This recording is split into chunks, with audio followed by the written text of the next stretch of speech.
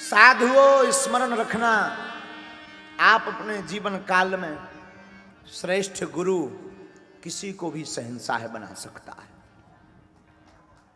किसी को भी अच्छा और सच्चा गुरु किसी को भी राजा बना सकता है। ये जीवन में याद रखना। गुरु के बिना जिंदगी बहुत अधूरी है, बहुत नहीं, शून्य है। आपको लग रहा होगा पता नहीं कि आप गुरु के ऊपर क्यों तुले हैं। हम आपको सच बता रहे हैं, गुरु के ऊपर तुले नहीं। किसका अनुभव हम क्या आपको बता दें ये तो खबर नहीं, निज जिंदगी का बता रहे हैं। मुझे कौन पूछता था तेरी बंदगी से पहले, मैं खुद को ढूंढता था तेरी बंदगी से पहले। हमारे स्वयं के जीवन काल में जो गुरु ने कृपा की ना, उसका प्रत्यक्ष प्रमाण है। इसलिए मेरे साधुओं, गुरु को पकड़ो, गुरु की आज्ञा का पालन करो। गुरु कृपा से भगवत दर्शन संभव है। भक्तमाल का एक चरित्र हमें याद आता है। एक राजा हुए, भक्तमाल में एक प्रसंग आया। इसका जरा बेस कम करो बेटा।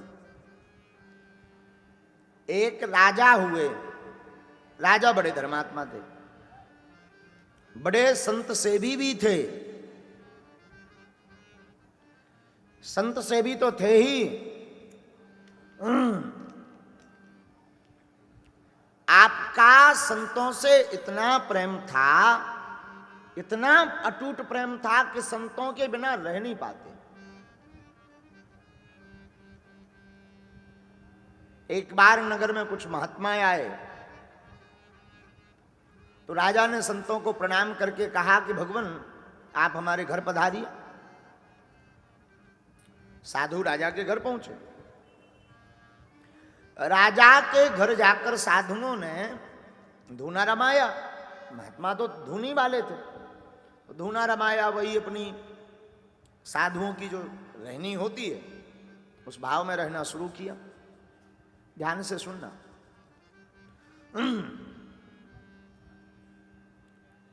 एक दिन राजा ने गौर से देखा कि महात्मा तो बहुत पहुंचे हैं, इनसे दीक्षा ले लेनी चाहिए। मंत्र दीक्षा ले ली। मंत्र दीक्षा लेकर प्रणाम किया तो साधुओं ने कहा कि देखो भाई अब तो हम चलेंगे। राजा रोने लगा बेचारा कि भगवान अगर आप जाएंगे तो हम रह नहीं पाएंगे। हमारा चित्त आप में लग गया, हमारा मन आप में लग गया, अब आप हमें छोड़कर मत जाओ। साधुओं ने अपनी भाषा में कहा देखो भाई, चलता जोगी बहता पानी ठीक रहता है। साधु को ज्यादा देर एक स्थान पर नहीं टिकना चाहिए। साधु क्या, किसी को भी ज्यादा देर तक एक स्थान पर टिकने से दोष प्रकट हो जाते हैं। पानी का भराव एक जगह हो जाए तो पानी में कीड़ा पड़ जाते हैं। हाँ जी या ना जी बोलो, भर जाता ना। पानी में कीड़ा पड़ जाते हैं, पानी खराब हो जाता, स्पर्श योग्य नहीं बचता। उसी प्रकार जिंदगी में भी एक जगह ठहर जाओगे तो छूने योग्य नहीं बचोगे। सदा चलते रहोगे, चरे बेती सदैव चलते रहोगे तो लक्ष्य को भी पा जाओगे और प्रभु को भी पा जाओगे। अच्छा, चलने का मतलब ये नहीं है कि तुमने सुबह से थैला उठाया, कलेऊ डाला और चल पड़े, सुबह से शाम तक चलते ही रहो। ना ना, चलने का मतलब है जिंदगी में एक लक्ष्य पहले केंद्रित करो, उस लक्ष्य को पाने के लिए निरंतर प्रयास करते रहो, यही चलना है। यात्रा भी दो प्रकार की होती है, एक अंतरंग, एक वाहिक। अंतर मन से भी चला जा सकता है, वाहिक जगत से पैरों से। याद रखना, वाहिक जगत की यात्रा में पैरों से अथवा वाहन का उपयोग करते हैं, अंतर मन की यात्रा में मन का उपयोग करते हैं। मन होता है साधन, ईश्वर होते हैं साध्य।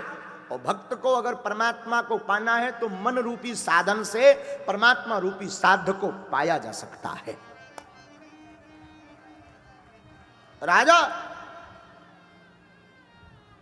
बड़ा धर्मनिष्ठ राजा, बड़ा धर्मात्मा राजा। गुरुदेव आप अगर जाएंगे तो हमारे प्राण निकल जाएंगे। तो साधु ने कहा देखो भाई जाना तो पड़ेगा, आज नहीं तो कल जाना पड़ेगा। राजा बीमार रहने लगा कि गुरुजी जाए ना। देखना बड़े गौर से सुनना। भोजन त्याग दिया, जल त्याग दिया। रात्रि काल में रानी को पता लगा भगवान आप बीमार दिख रहे हैं, क्या हो गया?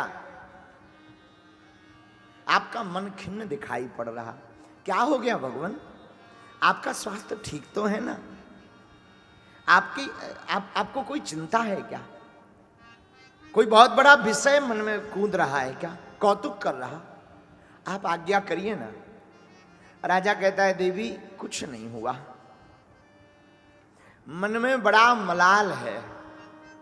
गुरुदेव रोज जाने को कह रहे हैं, हम रोज उन्हें रोक लेते हैं, लेकिन एक दिन तो गुरुदेव को जाना पड़ेगा।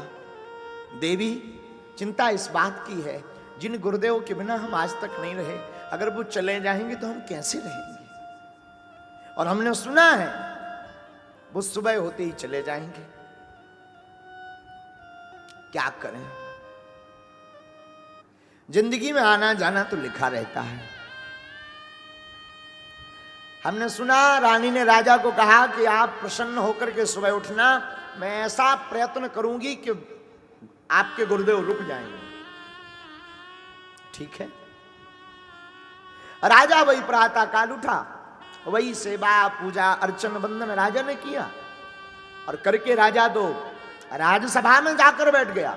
इधर रानी ने अपने बड़े पुत्र को विष दे दिया, जहर, और जहर दिया तो पुत्र मर गया, नीला पड़ गया।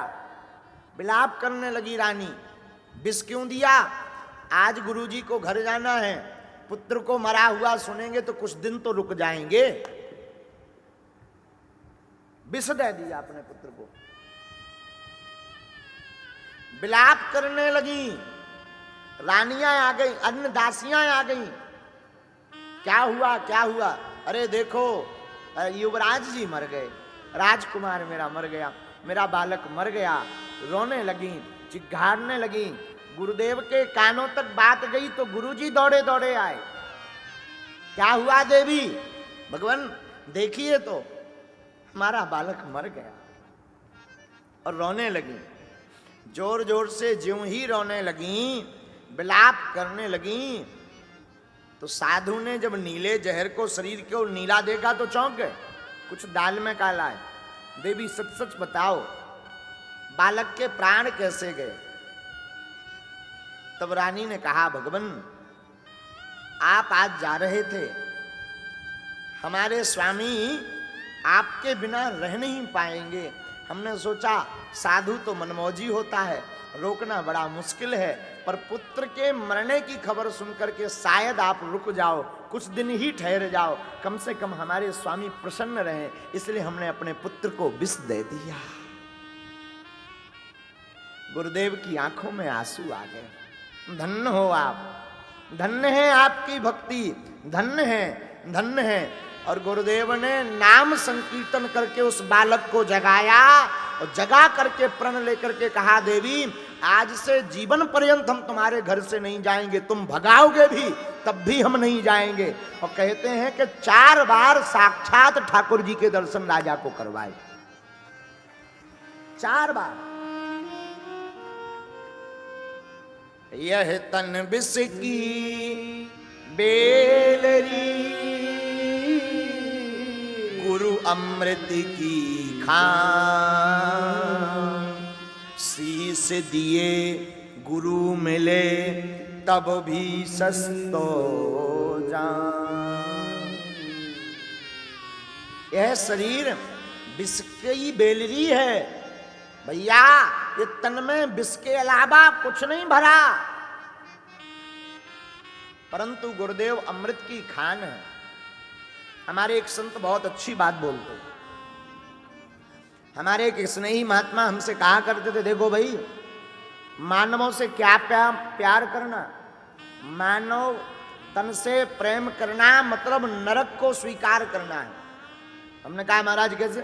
बोले देखो, शरीर में 9 दरवाजे होते हैं, हाँ जी या ना जी? 9 छिद्र हैं, 2 आंख, 2 कान, सो कितने हो गए? 4, 2 नासिका 6, 1 मुख सो 7, और 2 मल द्वार, तो कितने हो गए? 9 द्वारम पुरे देही, गीता में भी आया। अच्छा, अब जरा विचार करना बड़ी गंभीरता से। 9 दरवाजों में से कोई ऐसा छिद्र नहीं है जिससे गंदगी ना निकलती हो। आंखों में सुबह से कीचड़, नासिका से भी नरक, कानों से भी गंदगी निकलती। प्रातः काल दातुन ना करो, मंजन ब्रश ना करो तो मुख के पास में कोई बैठ नहीं सकता, और मल द्वार से तो मल निकलता ही है। ऊपर से जरूर ये तन अच्छा लगता, अंदर इसमें एकदम नरक भरा हुआ। मेरे पागलो, नरक से ही प्रेम करना है तो तुम स्वर्ग की क्यों अपेक्षा करते हो?